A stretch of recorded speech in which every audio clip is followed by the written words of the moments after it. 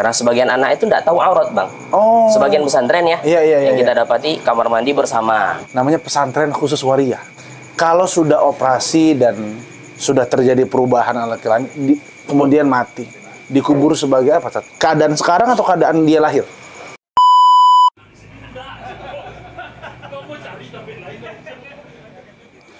Assalamualaikum teman-teman semua. Bang Kevin sekarang lagi mau coba cari-cari coffee shop di Kota Solok nih. Sekarang udah ketemu coffee shop namanya AB Coffee. Nah, kita mau coba-coba kopi di AB Coffee. Sini ikutin.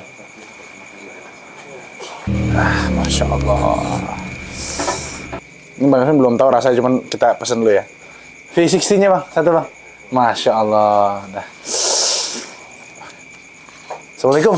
Salam. Ustaz Jendi ya? Iya, Masya Allah. Bang Kevin ya? Betul, Masya Allah Ustaz, Alhamdulillah. Alhamdulillah Ustaz, ketemu di Kota Solo Ustaz ya? Alhamdulillah. Alhamdulillah, jauh-jauh soalnya Alhamdulillah masih ketemu sama Antum. Alhamdulillah. Ustaz, Antum mahatnya masih di Sabilul Haq itu Ustaz ya? Iya, betul. Jadi jauh dari sini Ustaz? nggak terlalu jauh sih, Bang. Jadi Sabilul Haq itu ada beberapa tempat. Jadi nggak terfokus di satu tempat. Oke. Kita SDIT-nya di satu tempat, masjidnya beda lagi, kemudian pesantren putra, putri, ada SMPIT juga putra-putri. Oh, ada SMPIT juga, jadi terpisah-pisah gitu. Terpisah tempatnya. Oh iya. Total santri berapa Ustaz? Kalau di SDIT lebih kurang 300. Kalau di Pondok Tahfidz Putri lebih kurang sekitar 60 sampai 80 lah, Bang. Iya. Kalau putra sekitar 60 orang. Kalau SMPIT sekitar 40 sampai 50. Oh, jadi ada beda antara tahfidz dengan SMPIT itu beda program. Beda program. Ini dia Ustaz, karena kan tadi bikin konten nih sama teman-teman ya. Artinya Bang Kevin kasih tahu lagi di Solo segala macam, mau review-review sekolah di sini. Betul. Ada komen yang masuk gini Ustaz. Kekhawatiran orang tua sekarang Bang di pesantren itu adalah sebab timbul munculnya LGBT. LGBT. Nah, kira-kira gimana menurut Antum Ustaz? Jadi sebenarnya sebab-sebab itu ada di setiap tempat, Bang. Bukan hanya di pesantren aja.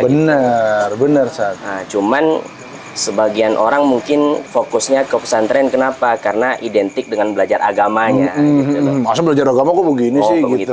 Nah, kalau di Sabilul Haq sendiri Ustaz, apa yang Antum lakukan saat untuk dalam rangka pencegahan serta penanganan timbulnya munculnya itu LGBT gimana?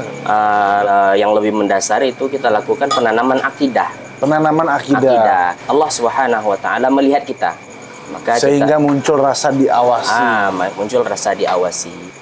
Cegah lagi dengan cara mendatangkan musyrif. Oke. Jadi ustadz-ustadz yang tinggal di lingkungan pesantren yang mengayomi santri setiap harinya. Kalau ada bibit-bibit yang kira-kira misalnya itu, masih banyak Bang. Ini V60 namanya. Ya. Masya Allah. Antum udah pesen Ustaz? Sudah.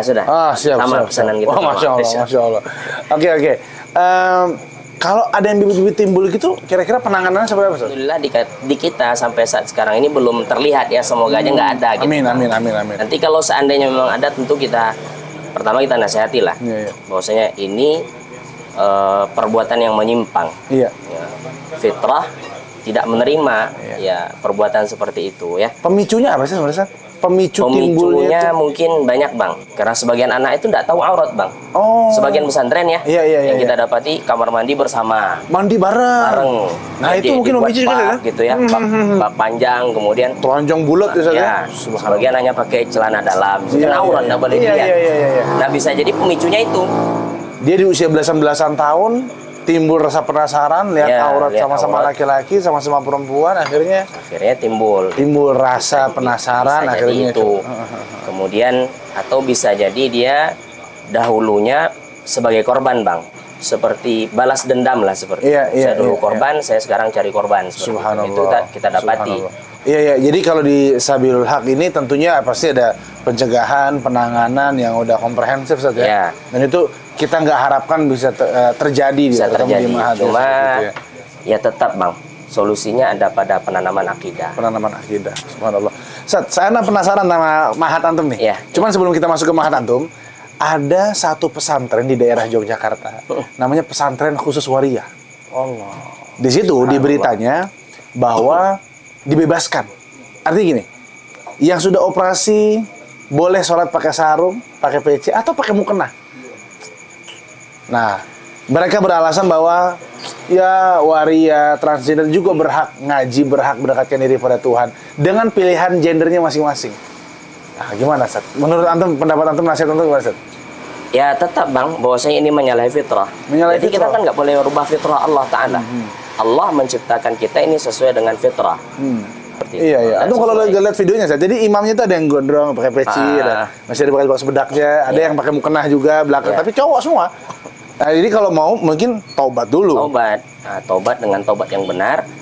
Kemudian ya menyesal seperti itu. Menyesal, jangan taubat kemudian diulang lagi, jangan. Harus ada penyesalan. Timbul pertanyaan, kalau udah operasi, Ustaz, bas khalas sudah nggak ada nih.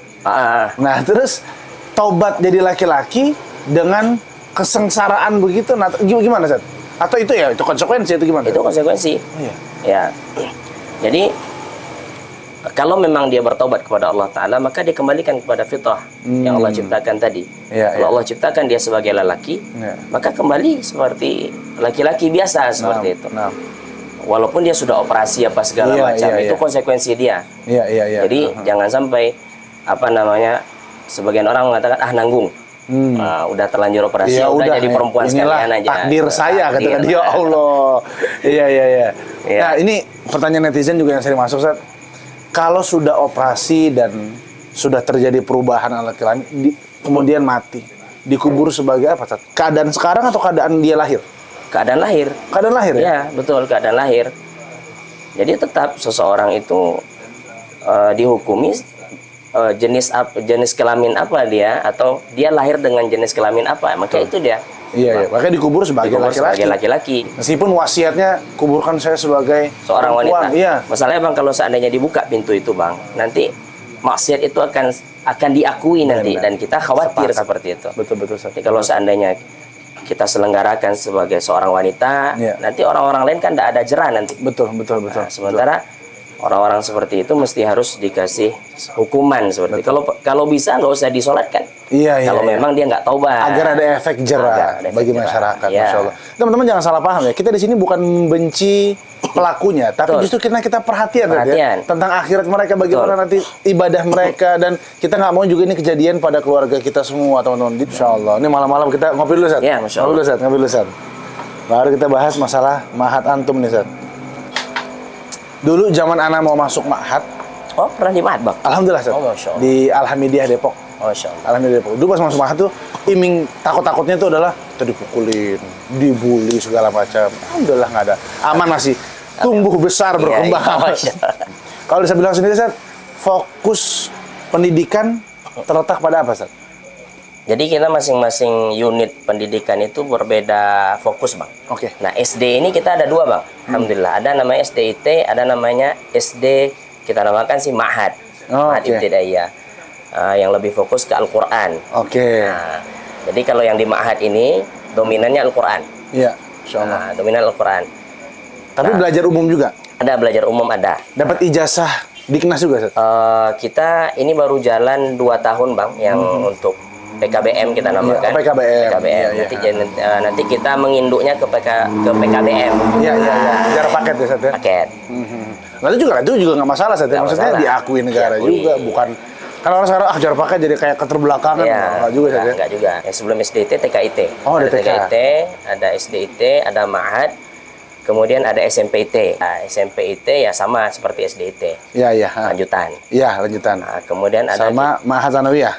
Nah, kita ada yang setingkat SMP juga, kita namakan dengan Pondok Tahfidz. Pondok Tahfidz. Ya. Oke, berarti fokusnya ke ngafal. Tentu ke ngafal Quran.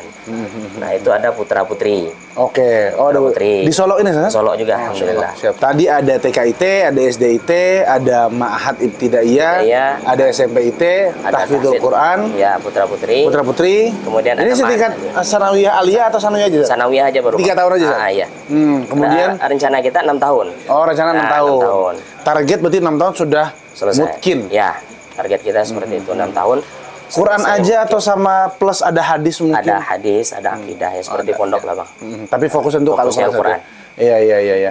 Untuk menjawab pertanyaan sebagian orang saat masuk pesantren mau jadi apa? Nah, kira-kira menurut antum pertanyaan seperti ini dijawabnya enak seperti apa? Dan kita perhatikan, kadang-kadang ada sebagian orang mungkin nggak tamat sekolah ya, cuman masya Allah jadi juragan pengusaha gitu ya. Iya. Kan seperti itu ya. Benar-benar. Nggak sekolah bahkan sama sekali. Iya. Bahkan anak pernah jumpa tuh di Jakarta itu pengusaha helm bang, udah masya Allah gede.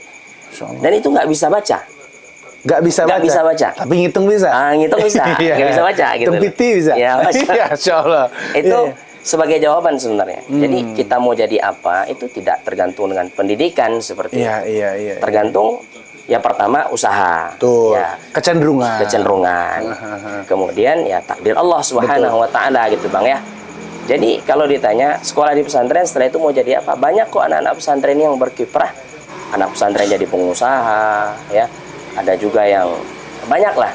Ya. Ada yang jadi politisi ya kalau seandainya itu ya. Masya Allah, betul. Jadi dahulu mungkin orang tua kita menganggap kalau anak pesantren pulang nanti jadi tukang bersih-bersih masjid, ya kan? Iya. Atau muadzin, atau imam, ngajar TPA, gitu kan? Sehingga ontel. Sehingga muncul pertanyaan, oh nanti anak sekolah pesantren setelah itu mau jadi apa? Nah, sekarang kan terjawab Bang. Pesantren-pesantren alhamdulillah justru kita lihat pendidikan pesantren lebih maju. Iya ya. Banyak kan pesantren IT. Iya. Ya, ada yang pesantren khusus Al-Qur'an, ada yang pesantren internasional ya kan. Dia mengikuti perkembangan zaman. Betul. Dampak positifnya, Ustaz. Dampak positif kalau anak di pesantren tuh apa, Ustaz? Pertama tentu dari segi ibadah Bang ya. Oke. Ya, kalau anak-anak pesantren tentu ibadahnya diperhatikan. Bangun subuh, atau sebelum subuh dibangunkan salat malam. Kemudian, ya intinya ibadah lah. Iya. Kemudian akhlaknya kita bentuk, ya kan? Etika, kemudian akidahnya, kemudian ya kalau seandainya pesantrennya IT mungkin lebih bisa unggul lagi seperti itu ya. Jadi pesantren itu lebih luas lah, kita mandangnya lebih luas Bang. Iya. Seperti pesantren klasik orang bilang Iya. Hanya belajar kitab kuning. Tapi gitu, memang ilmunya cakupannya justru lebih luas. Seperti itu. Dan ya melatih anak mandiri lah. Betul. Jauh dari orang tua, latihan merantau ya. Betul, merantau. Masya Allah. Kalau mungkin anak mau main juga deh ke Sabilul Haq, kita mau lihat-lihat saja. Nah kalau orang mau ngelihat Sabilul Haq ini di mana adanya, Ustaz? Di Instagram mungkin ada, di website. Facebook ada. Yayasan Sabilul Haq. Yayasan Sabilul Haq. Ya. Kota Solok. Ya, Kota Solok. Kemudian kita ada website. Websitenya sabilulhaq.org.id. sabilulhaq.or.id. Benar ya? Benar ya, Masya Allah. Nah, itu informasi semua terkait dengan lembaga pendidikan kita ada di situ semua. Masya Allah. Terakhir saya anak minta antum mengajak para orang tua agar kembali tidak ragu menyekolahkan anak di pesantren. Ayah bunda, abu dan umu yang berada dimanapun, jangan khawatir menyekolahkan anaknya di pesantren, karena menurut kita pribadi sekarang pesantren itu justru sebagai solusi ya dari runyamnya pergaulan yang ada di luar. Dan tentu ibadah ya, kita bilang bisa ibadah. Kenapa? Karena ketika orang tua menyekolahkan anaknya di pesantren, dia bayar SPP, maka itu pahala. Pahala. Ya, anaknya situ bisa ibadah, bisa ngafal Quran, bisa dibentuk kemandiriannya, ya, tanggung jawabnya. Pokoknya pesantren adalah solusi gitu loh. Di zaman sekarang. Kalau orang tua jangan ragu ya. Pokoknya cari pesantren yang sesuai dengan Al-Quran dan Sunnah, tidak yang lurus saja. Tidak yang lurus. Karena penting juga. Iya. Jangan asal salah pilih pesantren nanti menyesal. Iya, makanya konten mau jadi apa ini kan membantu para kaum muslimin untuk nggak perlu lagi review kemana, tinggal nonton konten YouTube-nya Bang Kevin dan dari Astara ini, tinggal lihat oh ini Solok berangkat ke Solok, gitu. Saya syukur jazakallahu khairan. Kita ngopi-ngopi dulu teman-teman semua, sampai ketemu lagi di review berikutnya. Kita sekarang mau minum kopi dulu. Assalamualaikum warahmatullahi wabarakatuh.